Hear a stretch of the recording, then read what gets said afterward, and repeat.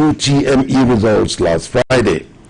It said the development had prompted it to fast-track its annual post-examination review process, which typically takes place months after the exercise. The spokesperson explained that the annual review covers 3 stages of the UTME cycle: registration, examination, and result release.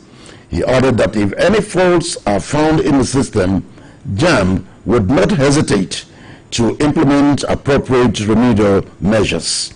JAMB's intervention comes amid reports that thousands of candidates are preparing to file a class action lawsuit against the board over the alleged irregularities. Many claim they encountered technical malfunctions and inconsistent question displays during the examination. The controversy reached a boiling point after JAMB revealed in its viral statistical data that over 1.5 million out of the 1.9 million candidates who sat for this year's UTME scored below 200 out of a possible 400 marks. The World Bank has projected that Nigeria's inflation rate will average 22.1% in 2025. The World Bank attributed the anticipated decline to the Central Bank of Nigeria's tight monetary stance aimed at restoring price stability and anchoring inflation expectations. The projection was contained in a statement published today on the World Bank's website.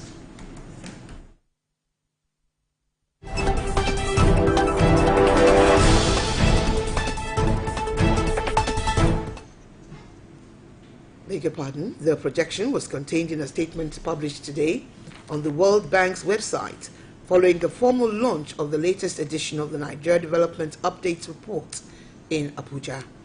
The biannual report, titled Building Momentum for Inclusive Growth, assesses recent economic trends and policy responses and outlines priorities for sustaining reforms and promoting inclusive growth.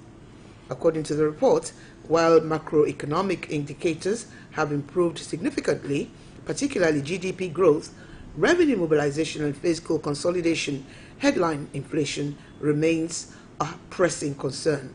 The World Bank identified the major drivers of elevated inflation in recent years to include the removal of petrol subsidies, exchange rate unification, rising logistics and energy costs, and recurring food supply disruptions. However, it noted that the central bank's ongoing monetary tightening efforts are starting to show positive signs, with inflationary pressures expected to ease going into 2025. The Central Bank of Nigeria has warned Nigerians against engaging with individuals and groups peddling fictitious contracts, loans, and financial grants purportedly issued or endorsed by the Apex Bank. In a statement issued today by the CBN's Acting Director of Corporate Communications, Mrs. Hakama Sidi Ali, the Apex Bank said its attention had once again been drawn to the activities of fraudsters falsely claiming to represent or act on behalf of the bank. It noted that despite a public advisory issued on November 18, 2024, the fraudulent schemes had persisted, targeting unsuspecting members of the public with deceptive narratives. The Apex Bank stressed that it had not authorized, licensed, or appointed any individual, group, or organization to act as an agent or intermediary in offering contracts, financial grants, or intervention funds to the public. It warned that the bank does not award contracts or disburse funds through unsolicited channels such as emails, phone calls, SMS, WhatsApp, or any social media platform. It also does not request payment of fees in exchange for such benefits, nor does it engage intermediaries or third parties to offer financial services or opportunities to the public. The bank reaffirmed its commitment to safeguarding the financial interest of Nigerians and said it was working closely with security agencies to investigate and curb fraudulent activities. Chairman of the Independent National Electoral Commission, INEC, Professor Mahmood Yakub, today said that necessary amendments on the Electoral Act will be completed before the 2027 elections. Professor Yakubu also debunked the insinuation in some quarters that he has been sacked and declared that he still remains the country's chief electoral officer. The INEC chairman spoke while fielding questions from newsmen after the inauguration of two national commissioners by President Bola Tinubu at the Council Chamber Presidential Villa, Abuja. He said the commission, alongside relevant stakeholders, have reviewed the 2023 general elections and came up with 142 recommendations, adding that out of the number, 8 required electoral amendment. Professor Yakubu, who said that he was at the seat of power for the inauguration of two national commissioners from Southeast and Northwest, said that the commission now has full complement of the commissioners as required by law. On electoral reforms, the INEC boss said that the commission had been interfacing with the National Assembly and that 2 weeks ago it had a retreat in Lagos with the Joint Committee of the Senate and House of Representatives on electoral reform. The chairman of the Board of Trustees, BOT, of the People's Democratic Party, PDP, Senator Adolphus Wabara, has declared that the party will rise again, reaffirming its unity and strengths as it prepares for the 2027 general elections. Wabara made a declaration today in Abuja during the formal inauguration of newly nominated members of the BOT, drawn from Nigeria's 6 geopolitical zones and the Federal Capital Territory. The ceremony held at the National Executive Committee NEC Hall marked a significant milestone in the party's internal reorganization. He added that it is deeply moving to witness the enduring strengths and quality of Nigerians within the great party, the People's Democratic Party. He further emphasized the symbolism of the event by saying that the gathering is critical. Meanwhile, Minister of the Federal Capital Territory, Nyesom Wike, has dismissed claims that he is responsible for internal crisis in the People's Democratic Party, insisting that he is strengthening, not sabotaging the opposition party. Speaking to journalists in Abuja today, Wike addressed growing criticism over his role in the party's ongoing leadership tussles and electoral uncertainty, particularly amid concerns that he is undermining the PDP structure. When asked directly if he was tearing the party apart, Wike shot back, saying, "No, I'm building it." He highlighted the current confusion within the party over the legitimate holder of the national secretary position and how that could jeopardize key electoral processes. The former River State governor also issued a strong caution ahead of the party's planned National Executive Committee NEC meeting. Wike's latest comments underscore the deepening cracks in the PDP's leadership structure as the party struggles to navigate internal disputes ahead of the next general election cycle. After operating a single forensic laboratory in Lagos for over 25 years, the National Drug Law Enforcement Agency has achieved a historic milestone with the establishment of 2 additional state-of-the-art laboratories in Abuja and Enugu, along with a comprehensive upgrade of the Lagos facility. A statement today by the agency's spokesman, Femi Babafemi, said the NDLEA Chief Executive, Mohammed Marwa, described the expansion as a significant milestone in the agency's history.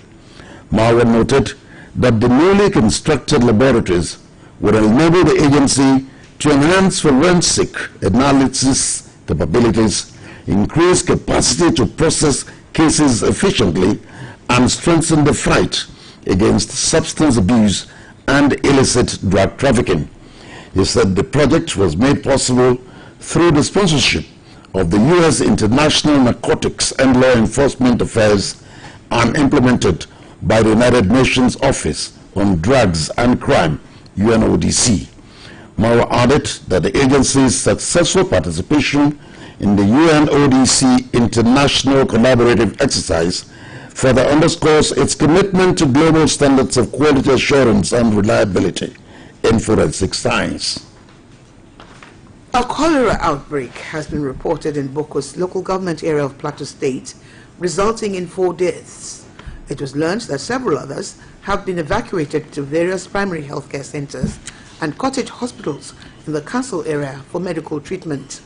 The executive chairman of Boko's local government area, Mr. Amalau, confirmed the development to newsmen in Jos today.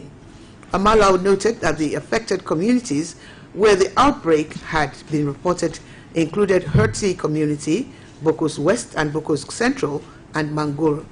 He stated that the primary healthcare department and the cottage hospital are working together to address the challenge. According to him, some affected individuals are currently recuperating in the hospital while others have been discharged.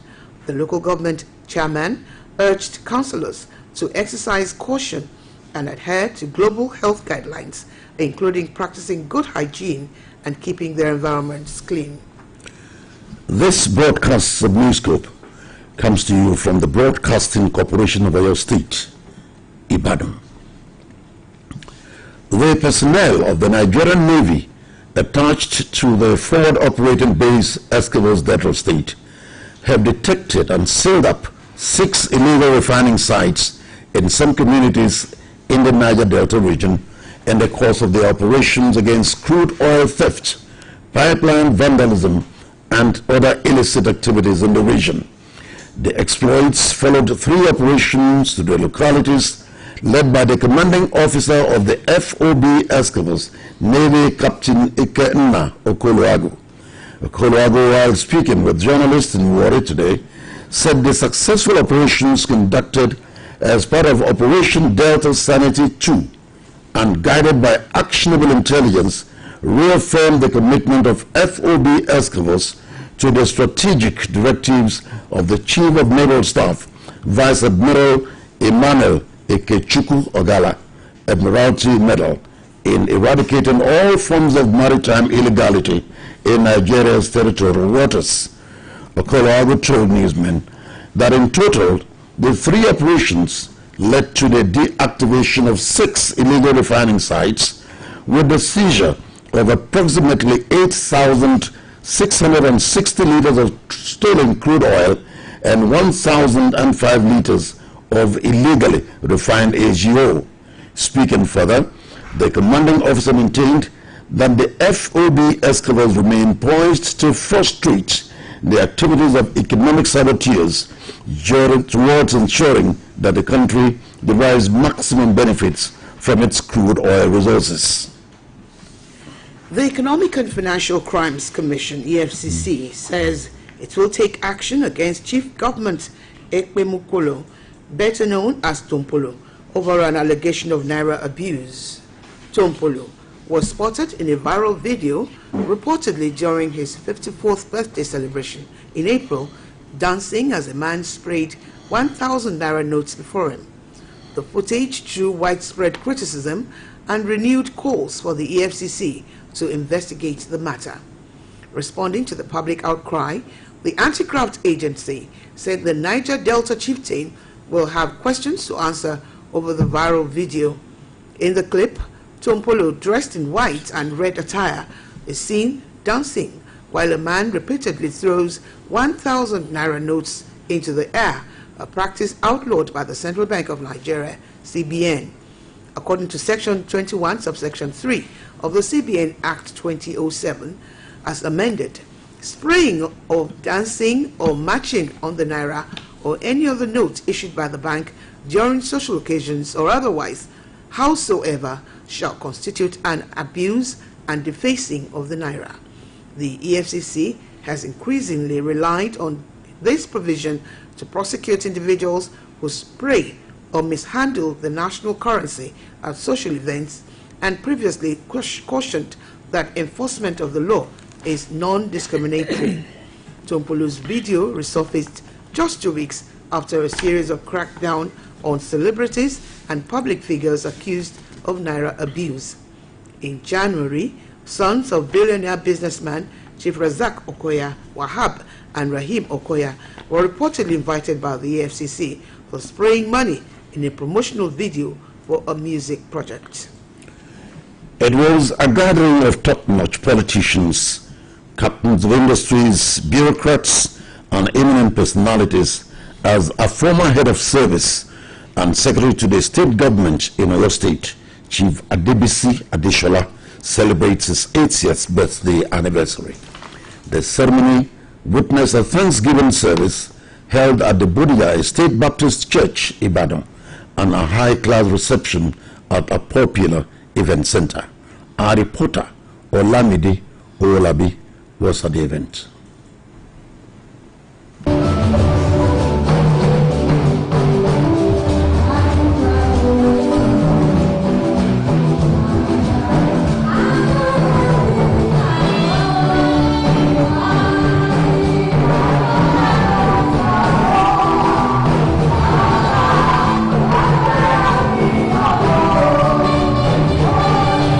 Chief Adebisi Adeshola was the General Manager, Broadcasting Corporation of Oyo State BCOS, and held the position of Head of Service and Secretary to the State Government, SSG, before serving as the Executive Chairman of the BCOS post-retirement. Leading dignitaries to honor the distinguished Chief Adebisi Adeshola, the Oyo State Deputy Governor, Barrister Bayo Lawal, described the celebrant as a man of intelligence and integrity. He noted that the state government remains appreciative of Chief Adeshola's invaluable contributions to the civil service and the development of Oyo State. Oyo State is very grateful to you this day, marking 80th birthday, because of the contributions that you have made to this great state of ours. Chief Adeshola is very humble and faithful, but very, very intelligent person. In his remarks, the chairman of the occasion and immediate past Chief Justice of Nigeria, Justice Oluyole Ayuwola, described the celebrant as a man of great impact from whom people are always eager to draw inspiration and guidance. If you ever met him, he's the most wonderful human being that I've seen. You cannot fault anything about him. In his message titled Appreciating the God of All Seasons, Reverend Jiro Adeleke admonished the people to recognize, understand, embrace and make most of every season of life in order to remain fruitful and fulfilled. We must embrace the characteristics of each season. We must identify the challenges that are there. We must identify the opportunities. There are some things we cannot fight against in life. Whatever season we find ourselves, we must find contentment. The celebrant, Chief Adebisi Adeshola, expressed profound gratitude to God for his steadfast faithfulness and mercy over his household. God has been gracious to me in so many ways. I just thank him. He has done it. Physically, mentally, I am very whole. That is not my doing. It's the doing of the Lord Almighty, and I give all glory to him. The event also had in attendance various top political functionaries, including the state head of service, Mrs. Olubumi, wife of the deputy governor, Mrs. Ajibola Lawal, traditional rulers, commissioners, retired heads of service and permanent secretaries, business management led by the chairman, Mrs. Dotun Olaiton, and general manager, Mr. Goke Adelakun, among others. Olamide Owolabi, Business News. Nigeria's under-20 national team, the Flying Eagles, have secured a place in the semi-finals of the Africa Cup of Nations under-20 tournament and qualified for the FIFA Under-20 World Cup after a dramatic penalty shootout victory over Senegal. The tightly contested knockout stage encounter ended goalless after regular and extra time, with both teams unable to find the back of the net. Ultimately, it was Nigeria who triumphed 3-1 in the penalty shootout. The match, held in the knockout stage of the Continental Youth Championship, saw the two sides locked in a stalemate throughout regulation and extra time. Despite numerous attempts from both sides, neither team could break the deadlock, leading to a penalty decider. Nigeria converted 3 of their spot kicks, while Senegal managed only 1, allowing the Flying Eagles to clinch the win and progress to the last 4 of the competition. The result not only sent Nigeria into the semi-finals of the Under-20 AFCON, but also confirms their place in the upcoming FIFA Under-20 World Cup. And on the foreign scene, China and the United States of America have agreed to suspend some of the heavy trade tariffs imposed against one another. This is as they prepare to extend negotiations aimed at lowering trade war tensions. Foreign News Editor Bimbo Akambi has details.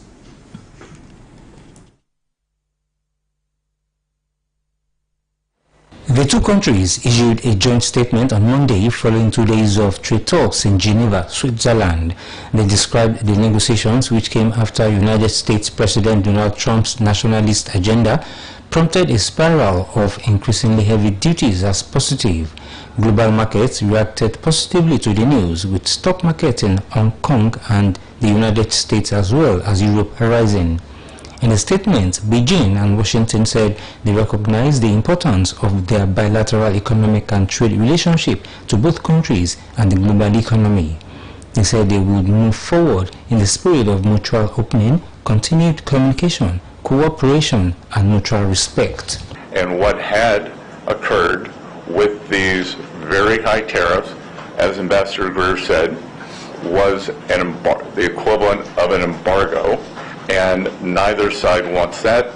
We do want trade, we want more balanced trade, and I think that both sides are committed to achieving that. Hamas says it will release Israeli-American hostage Idan Alexander, who is believed to be the last living captive with U.S. nationality in Gaza, as part of efforts to reach a ceasefire agreement. The decision comes ahead of President Donald Trump's visit to the Middle East on Tuesday. Hamas said it was also intended to facilitate a deal for the entry for humanitarian aid. Gaza has been under an Israeli blockade for 70 days. Benjamin Netanyahu's office said preparations to intensify fighting were still continuing, and the release of Mr. Alexander had been made possible because of... And now to end this edition of Newscope, here again are the main points. The Joint Admissions and Matriculation Board, JAMB, has ordered an immediate review of the 2025 Unified Tertiary Matriculation Examination, UTME, following a wave of public complaints alleging technical glitches, incomplete questions, and unusually low scores.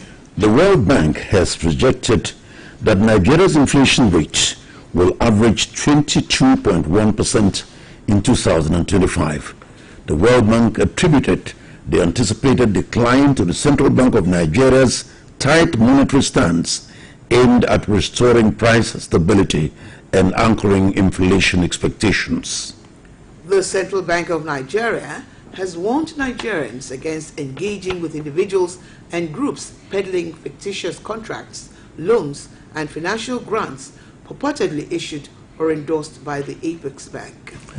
And China and the United States of America have agreed to suspend some of the heavy trade tariffs imposed against one another. This is as they prepare to extend negotiations aimed at lowering trade war tensions. And that's all from Newscope Desk for now.